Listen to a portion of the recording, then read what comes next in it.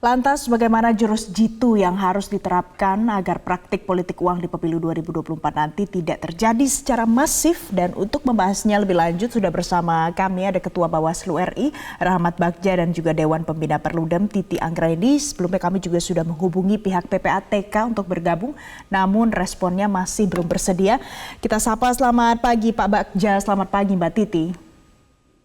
Selamat pagi Mbak Valen, Pak Bagja. Baik. Saya mau ke Mbak Titi terlebih dahulu. Mbak Titi, terbaru ada laporan PPATK terkait dengan dugaan aliran uang hasil kejahatan lingkungan ke anggota partai politik. Angkanya besar, 1 triliun lebih. Nah, ini menguatkan ada indikasi politik uang di pemilu kita yang akan datang. Apa yang harus kita lakukan dengan ada potensi sejenis ini? Ya, saya kira apa yang disampaikan oleh PPATK itu kan disampaikan oleh sebuah institusi resmi negara ya, yang punya otoritas memang untuk melakukan penelusuran aliran uang. Tentu dia tidak bisa dianggap sepele. Nah, oleh karena itu disampaikan oleh PPATK, institusi atau organ resmi negara, maka pihak-pihak terkait yang memiliki otoritas perlu melakukan antisipasi. Memang kalau dikaitkan dengan aliran uang ini, PPATK sudah beberapa kali menyebutkan beberapa tahun menjelang pemilu itu terjadi intensitas transaksi begitu. Nah, sekarang makin jelas nih transaksi itu mengalir kepada pejabat-pejabat politik. Nah, 2024 itu ada dua agenda besar kita terkait dengan demokrasi elektoral. Satu, pemilu serentak, pemilu legislatif dan pemilu presiden, dan yang kedua adalah pilkada. Dua-duanya membutuhkan dana. Nah, kemudian di mana operasionalisasi dana ini? Dia bisa digunakan untuk pembiayaan pemenangan, begitu ya.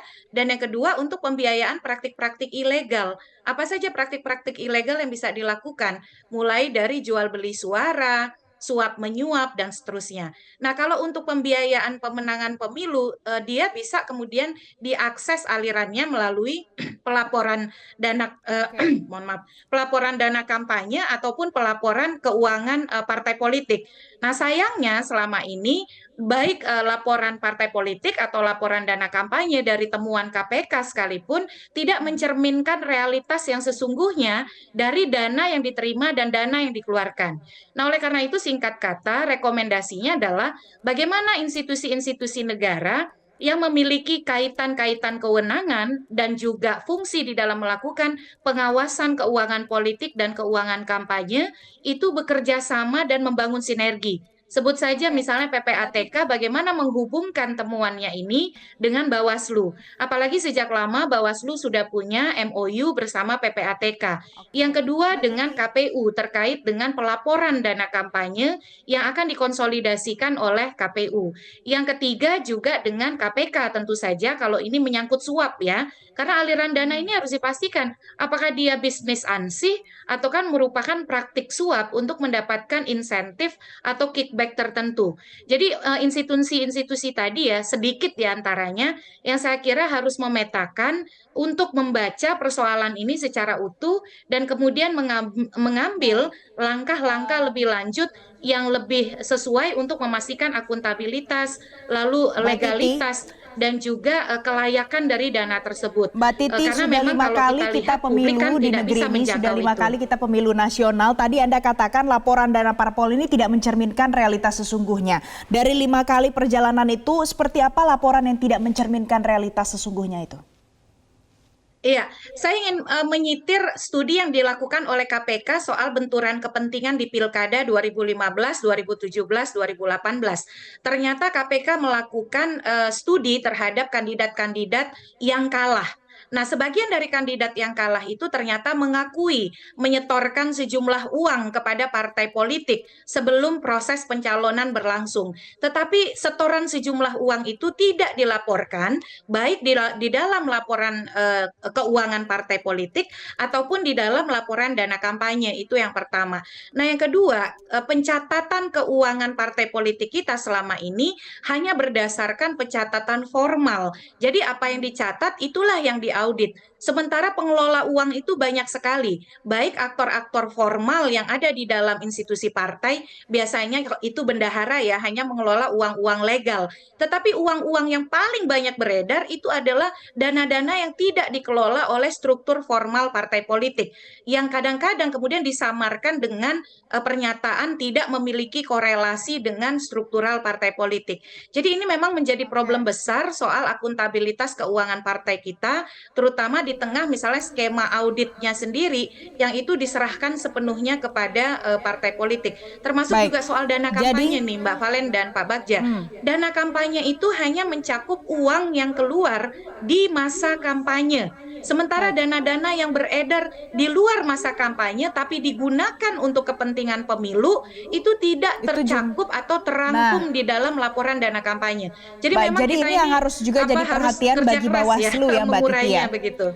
Karena sudah lima kali kita pemilu nasional, Pak Bagja, kita juga sudah diberikan sinyal dari PPATK kalau ini sebentar lagi ada potensi politik uang yang akan terjadi. Praktik-praktiknya sudah dijabarkan oleh Mbak Titi selama ini.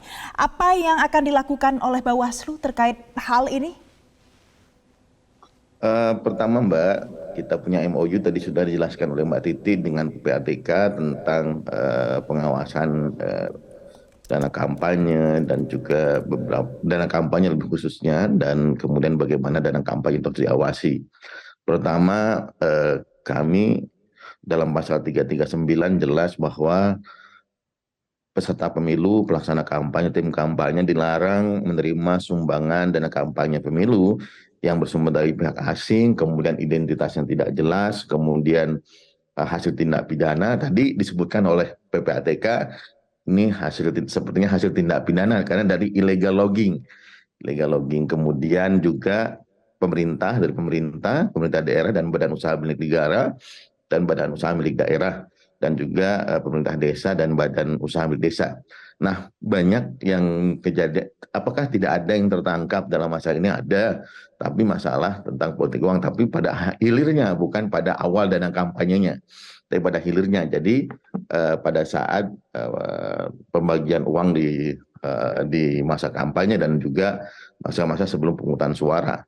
Yang paling banyak adalah beberapa jadi dari aparat pemerintah desa, penggunaan dana desa dan lain-lain.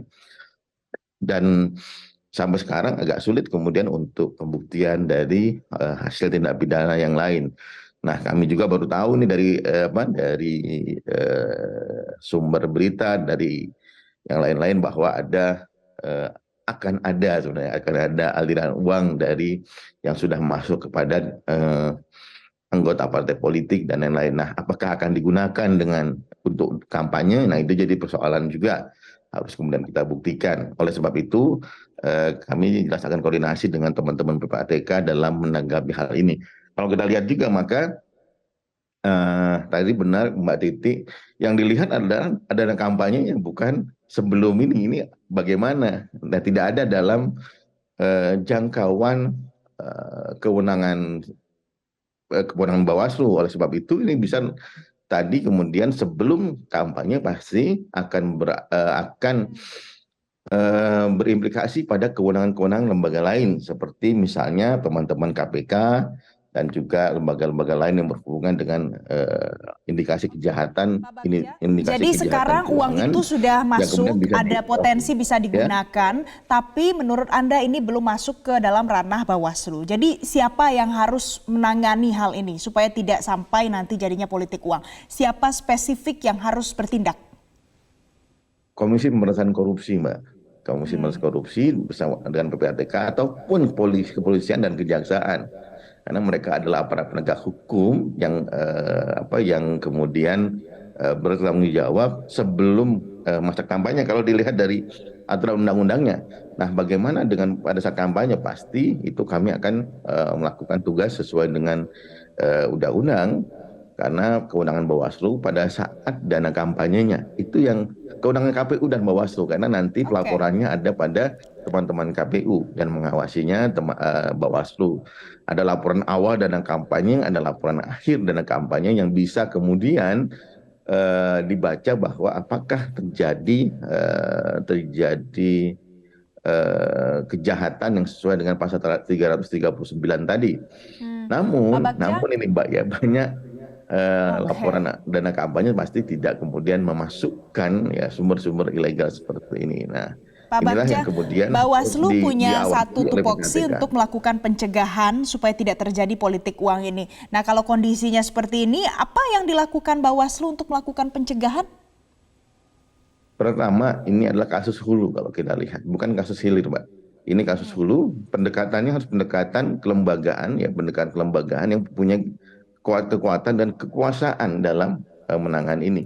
Pertama tentu Bawaslu akan koordinasi dengan PPATK dan harus juga kita duduk bersama bahwa kalau seperti ini akan ada apa nanti ya kerawanan pada saat nanti kampanye. Nah, kerawanan ini adalah kasus-kasus ini akan berakibat pada penyaluran nanti ya kita lihat penyaluran politik uang kepada masyarakat pada saat kampanye dan juga pada saat pemungutan suara. Yang inilah paling dikhawatirkan.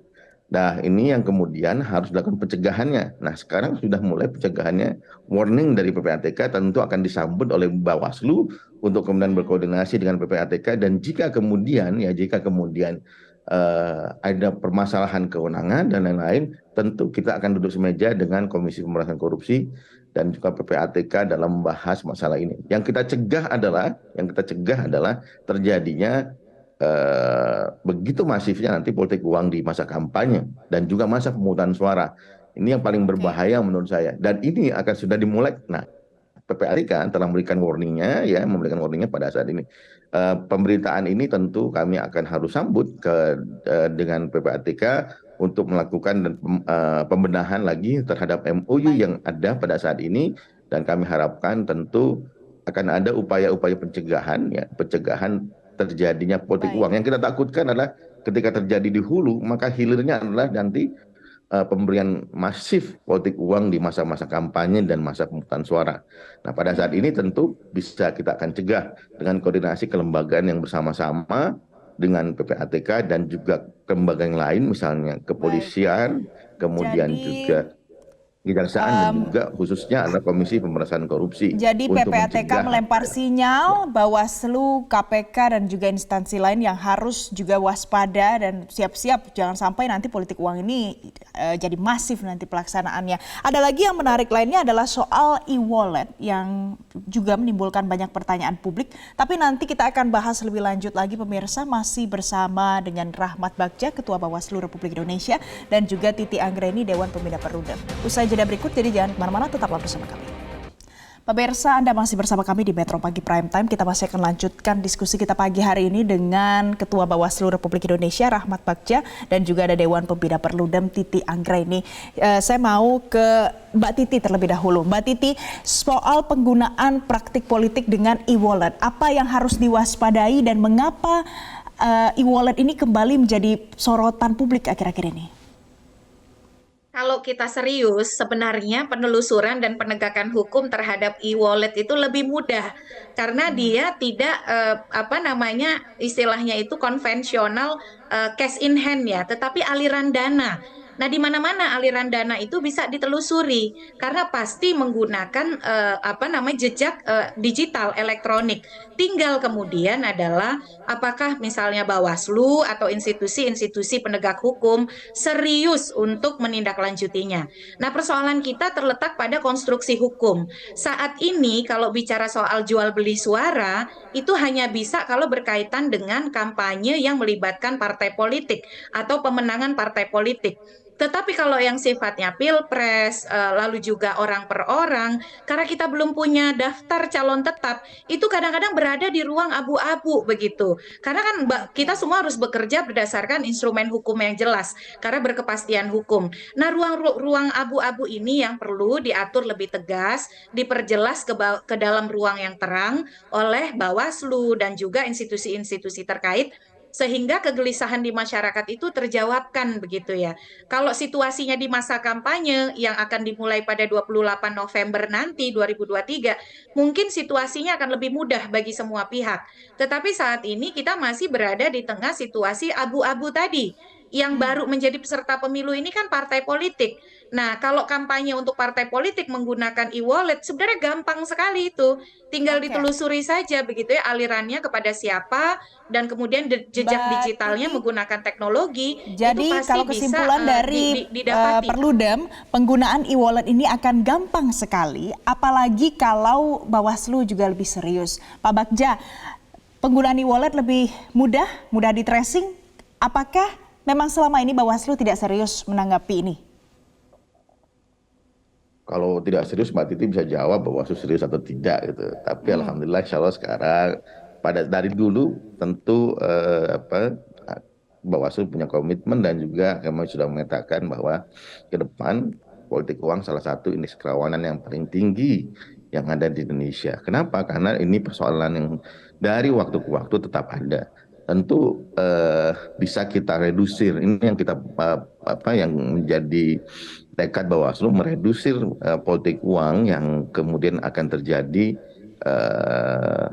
dan kemudian itu akan dilakukan oleh Bawaslu. Nah, kemudian juga apakah Bawaslu akan biarkan ya tidak. Tadi instrumen pembuktiannya mudah. Karena siapa yang memberi itu akan kelihatan. Siapa yang memberi, siapa yang menerima itu akan kelihatan.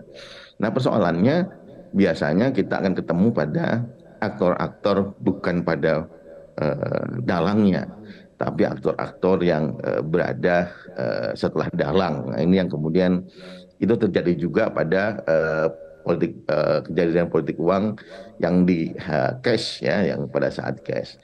Kalau dengan e-wallet, e-money ya sudah kemudian dilakukan ya dengan PPATK ke depan. Kami sudah ada MOU dengan PPATK tentu ada pembaharuan. Tadi yang pembahasan yang tadi yang kemudian harus ada pembaharuan, yang sekarang tentu Pak PPATK Bagja, akan apakah dengan bisa adanya praktik e-wallet ini mengenyampingkan adanya praktik konvensional dengan uang cash begitu? Oh enggak Mbak, kalau uang cash tentu ini jadi Jadi sama-sama jadi bisa modus di-tracing juga yang dong, lain. walaupun dia cash ataupun dia dilakukan dengan e-wallet. Lebih mudah tracing e-wallet ya dalam hal ini daripada cash. Kenapa? Jelas siapa yang mengasih dan memberi. Kalau di cash itu kita harus membuktikan siapa yang memberi dan siapa yang diberi ya. Laporannya pasti yang diberi atau kemudian laporannya pada saat tangkap tangan. Kalau e-wallet itu kelihatan nih, aliran uangnya kelihatan, akan tetapi kita akan membuktikan pada jalur yang non peserta pemilunya. Pasti nanti ada timnya yang dibawa itu yang kemudian kita bisa lakukan ya pada saat ini. Tentu kemudian ketika bukan peserta pemilunya atau timnya yang terdapat yang terkena, pembuktian untuk masuk kepada siapa yang punya uang sebenarnya dan siapa yang menyuruhnya itu yang harus juga Mbak dibuktikan Titi, pada tadi dikatakan Pak Bagja kalau dua-duanya sebenarnya susah, tapi lebih mudah men-tracing yang e-wallet. Apa yang harus diperbaiki? Kalau tadi sudah dikritik Bawaslu tidak serius, tapi apa yang harus diperbaiki? Apakah manusianya, skillnya, atau apa? Ya, kalau jangka panjang tentu saja kita berangkat dari regulasi ya, karena alat kerja itu yang digunakan oleh pengawas pemilu adalah regulasi. Tapi kan kita bicara jangka pendek 2024. Satu, saya kira adalah kesungguhan, keseriusan, komitmen Bawaslu yang juga harus ditopang oleh kesepahaman yang sama dengan aparat penegak hukum. Karena beberapa hambatan itu muncul karena akibat ketidaksepahaman di antara aparat penegak hukum. Yang kedua, memberikan ekosistem rasa aman bagi para pelapor. Jangan sampai para pelapor itu menjadi justru dikriminalisasi begitu ya, dilaporkan balik.